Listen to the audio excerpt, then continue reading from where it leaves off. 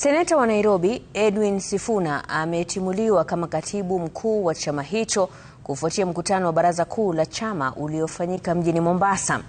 Mkutano huo ulioongozwa na kinara wa chama hicho Daktari Oburu Oginga ukisema hatua hii imeafikiwa baada ya Sifuna kukaidi misimamo ya chama cha ODM kinyume na katiba ya chama hicho.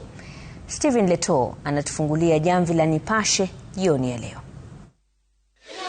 Ni dhahiri kuwa kitumbua cha Edwin Sifuna kimeingia mchanga baada ya mkutano ya baraza kuu la chama cha ODM uliochukua zaidi ya saa 6 katika kaunti ya Mombasa. Safari ya seneta wa Nairobi Edwin Sifuna kuendelea kuwa katibu mkuu wa chungwa ilifikia kikomo. Katika taarifa iliyosomwa na naibu katibu mkuu wa ODM Catherine Omanyo, having deliberated on matters relating to the conduct of the Secretary General Senator Edwin Sifuna, the NEC resolved to remove him from office with immediate effect in accordance with the party constitution and applicable laws. Kamati kuu ya chama cha ODM inasema kuwa imekerwa na mwenendo na tabia ya Edwin Sifuna na hatua yake ya kukaidi maamuzi ya chama ni kinyume na katiba ya chama hicho. The NEC expressed grave concern over the rising levels of indiscipline within the party,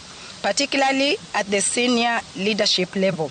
The committee underscored that ODM is governed by its constitution, the rule of law, and collective decision-making through its duly constituted organs. Kufuatia hatua ya leo, baraza kuu la chama sasa limetangaza mkutano wa wajumbe wa chama cha chungwa NDC utakaofanyika mwezi ujao ili kumtafuta katibu mkuu mpya wa chama hicho. Effectively, the Deputy Secretary General, Honorable me, yours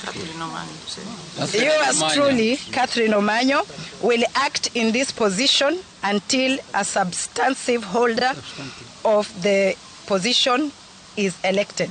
Chama cha chungwa aidha kimeafikiana kuanzisha mchakato wa kuondoka katika muungano wa Azimio, kikidai kuwa ODM ndicho chama chenye ufuasi mkubwa katika muungano huo. Stephen Leto, runinga ya Citizen.